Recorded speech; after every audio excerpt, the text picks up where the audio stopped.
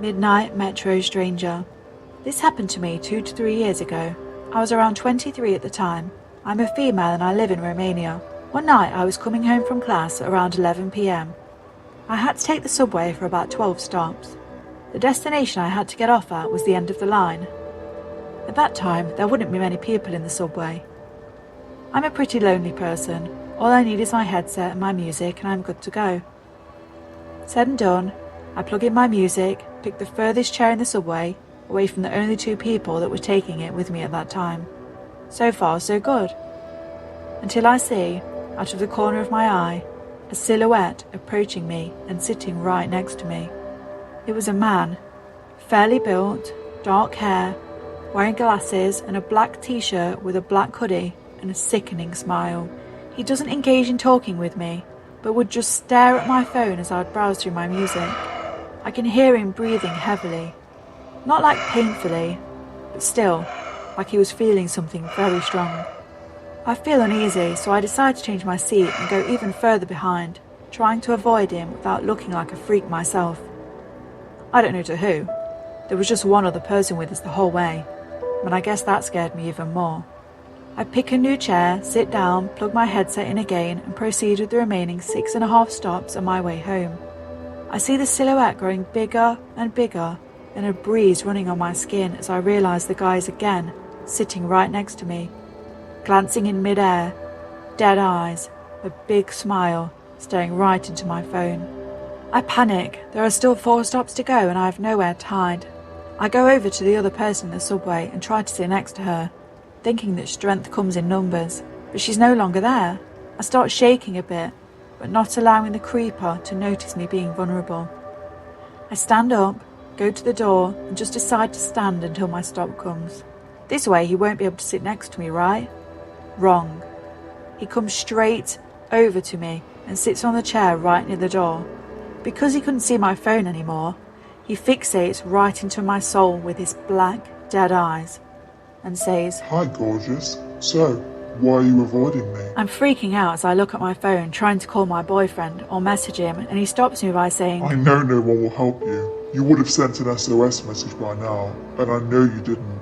That moment, I realise I'm cornered, and he's been focusing on my phone to see who I was talking to, trying to figure out if I panic, trying to see if I would ask someone for help. He's cornered me bad. I had the look to reach my stop as I would delay any reaction or ignore him so that he would repeat whatever he wanted to say. I'd drop off and run for the exit, not looking back. I get out of the surface and don't see him anymore.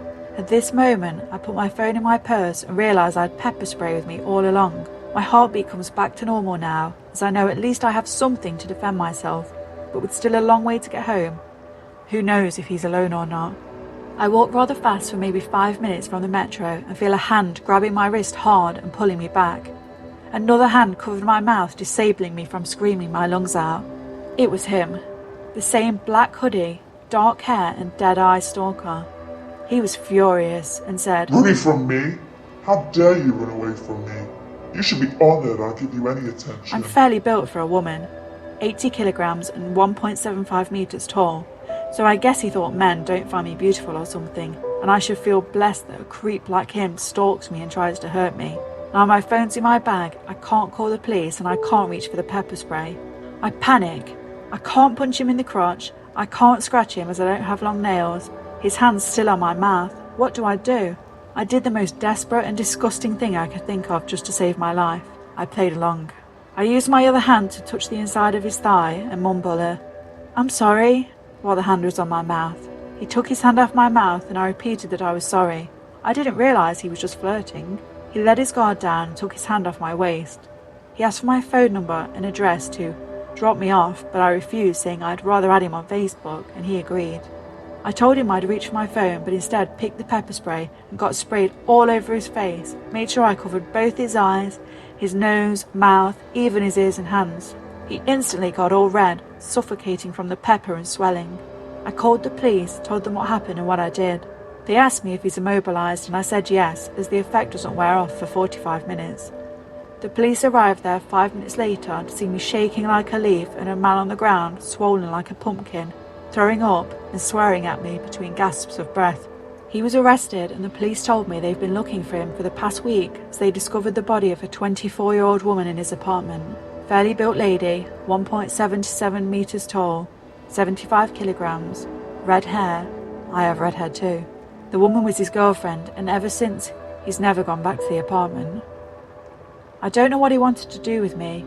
I can understand why he targeted me due to the similarities, but stranger in the subway, stalking women at midnight, trying to befriend them, or even worse, murder them. I hope to God you and I never meet again.